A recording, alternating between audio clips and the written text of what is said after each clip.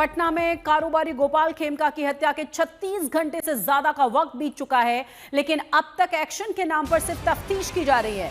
न तो आरोपी गिरफ्तार किया गया है और न ही कोई अन्य कामयाबी मिल पाई है। और ऐसे में नीतीश कुमार की पुलिस पर गंभीर सवाल उठाए जा रहे हैं। इस मामले में अब जो बड़ा खुलासा हुआ है वो ये, जो जानकारी मिली है वो ये कि हत्याकांड के पीछे गैंगस्टर अजय वर्मा का हाथ हो सकता है।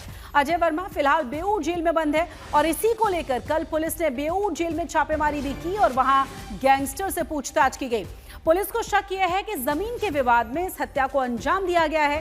फिलहाल इस पूरे हत्याकांड को सुपारी किलिंग से जोड़कर मामले की जांच जारी है। इस मामले में गोपाल खेमका के छोटे बेटे गौरव खेमका ने अज्ञात व्यक्ति के खिलाफ एफआईआर दर्ज करवाई है। तो दिन दहाड़े जिस तरीके से इस हत्याकांड को अंजाम दिया गया उसके बाद ढेर सारे सवाल हैं।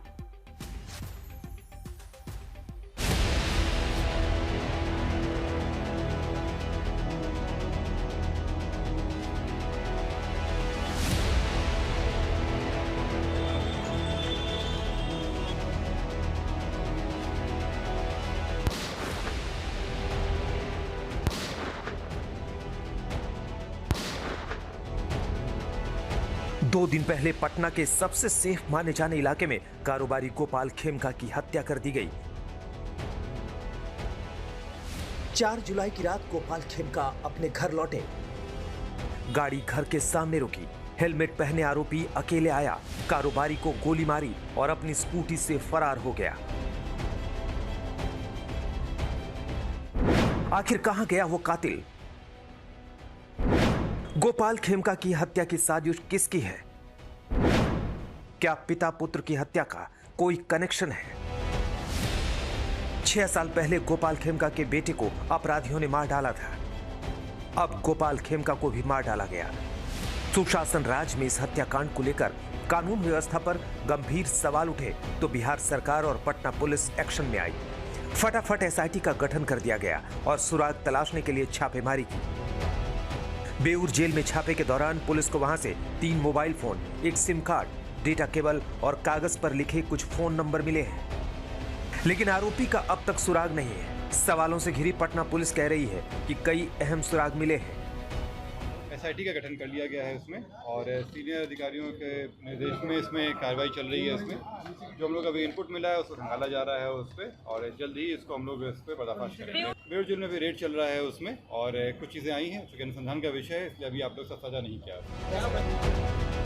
बेऊर जेल में छापेमारी के दौरान लीड मिली है कि वहीं से गोपाल खेमका की हत्या कराई गई, वहीं से कातिल के लिए फरमान आया था। चुनाव से पहले मौजूदा परिदृश्य में इस बात के साफ संकेत मिल रहे हैं कि इस गठबंधन में बीजेपी अब बड़े भाई की भूमिका में आ चुकी है।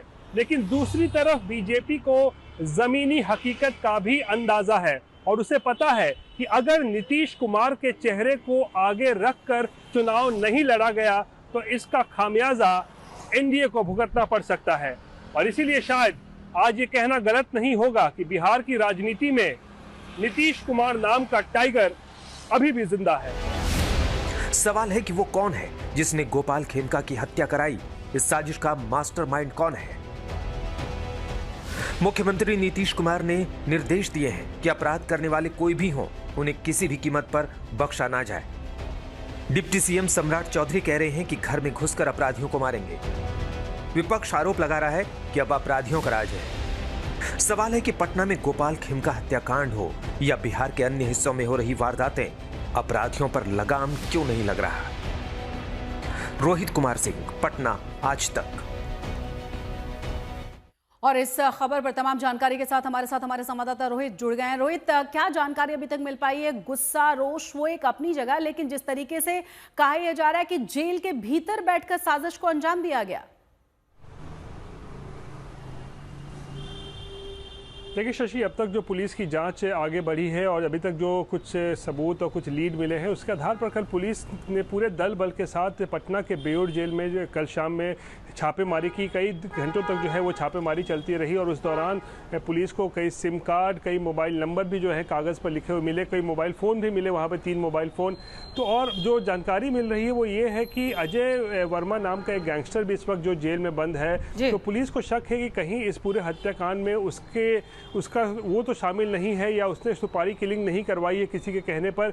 इसको लेकर अजय वर्मा से भी जो है पुलिस की जो है वो कुछ पूछताछ हुई है। तो इसको लेकर कहीं ना कहीं माना जा रहा है कि हो सकता है गोपाल खेमका हत्याकांड के तार जो है वो बेऊर जेल से जुड़े हो सकते हैं और ये पूरा मामला जो है ज़मीनी विवाद से भी जो है जोड़कर देखा जा रहा है। और इसीलिए पुलिस जो है पटना के साथ साथ भोजपुर और कई इलाकों में भी जो है वो इस पूरे मामले को लेकर जो है वो जांच कर रही है। लेकिन फिलहाल 36 घंटे से भी ज़्यादा का वक्त बीत चुका है, लेकिन पुलिस के हाथ अभी तक खाली है। हालांकि कुछ लोगों से पूछताछ जो है पुलिस की हो रही है इस वक्त। बहुत बहुत शुक्रिया इस तमाम जानकारी के लिए रोहित। आपका तमाम जानकारी जो अभी तक निकल कर आई है वो कहा जा रहा है कि ये बेऊर जेल में जो पूछताछ हुई है उसके तार जुड़े हुए नजर आ रहे हैं और जमीन का विवाद ये हो सकता है। बिहार में विधानसभा चुनाव बहुत ज्यादा पास है और इन दिनों राज्य में क्राइम ग्राफ तेजी के साथ बढ़ा है। पटना में कारोबारी की हत्या हुई है और 5 जून की शाम को ही सीवान में 3 लोगों की हत्या कर दी गई थी। ये क्राइम ग्राफ की सिर्फ 2 वारदातें हम आपको बता रहे हैं। चुनावी समर के बीच ऐसी वारदातों को लेकर महागठबंधन ने मोर्चा खोल दिया है। तेजस्वी ने कल पटना में गोपाल खेमका के परिजनों के साथ मुलाकात की और नीतीश कुमार के सुशासन राज पर सवाल उठाए। तो डेप्यूटी सीएम ने कह दिया है कि अपराधियों के घर में घुसकर उन्हें मारेंगे।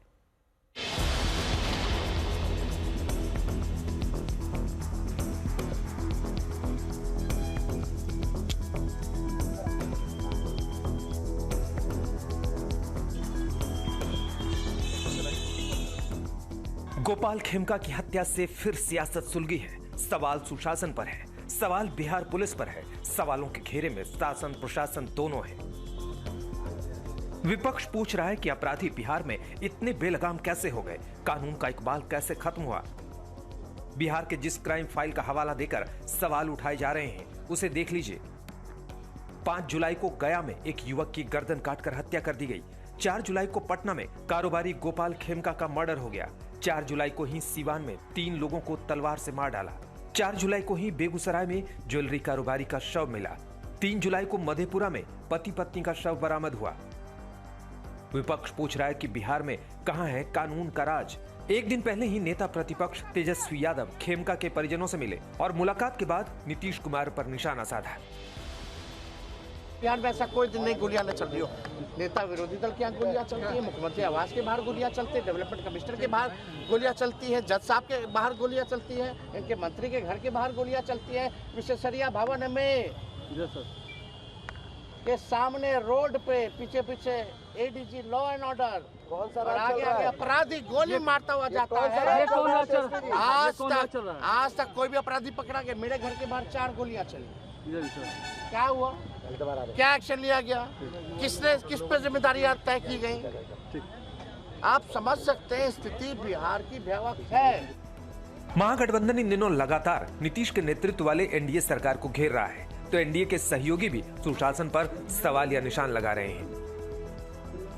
एक भी अगर प्रदेश में हत्या हो रही है तो वो हमारी सरकार के लिए चिंता का विषय होना चाहिए। आप आंख मूंद कर नहीं बैठ सकते हैं ऐसे विषयों को लेकर। आपके लिए ये चिंता का विषय होना चाहिए। कोई भी घटना इसीलिए नहीं कि एक बड़े व्यापारी थे इनके साथ घट गई, अगर गांव में भी अगर किसी गरीब के साथ भी घटना घट रही है तो वो भी उतनी ही बड़ी चिंता का विषय होना चाहिए। और ये सुशासन का राज रहा है। कैसे असामाजिक तत्वों को हाल फिलहाल के दिनों में इतना बल मिल गया कि वो आपराधिक घटनाओं को एक के बाद इस तरीके से अंजाम दे रहे हैं। इसमें सरकार को गंभीर होना होगा। केंद्रीय मंत्री चिराग पासवान की पार्टी बिहार में एनडीए की साझेदार है। आगामी विधानसभा चुनाव में भी एलजेपीआर साथ साथ है। फिर भी चिराग के सांसद नीतीश को घेरते हुए नसीहत दे रहे हैं कि बिहार में सरकार को क्राइम कंट्रोल का योगी मॉडल अपनाना होगा।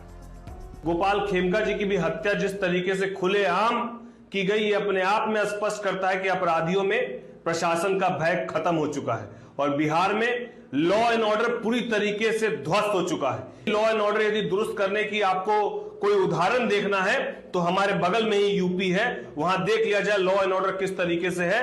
उसी लॉ एंड ऑर्डर की जरूरत है आज वापस से बिहार में। अपराधियों को उनकी ही भाषा में जवाब देने की जरूरत है। पटना में कारोबारी की हत्या के बाद से जुबानी जंग तेज है। इसे लेकर जनसुराज पार्टी प्रमुख प्रशांत किशोर ने तो नीतीश के साथ साथ लालू को भी घेरा है। मैं ये कह रहा हूँ कि लालू जी के राज में, जंगल राज में और नीतीश के जंगल राज में कोई फर्क नहीं है। फर्क बस इतना ही है कि लालू जी के राज में अपराधियों का तांडव था और नीतीश के राज में अधिकारियों का तांडव है। जनता की हालत जितनी बदहाली उस समय थी उतनी ही बदहाली आज भी है।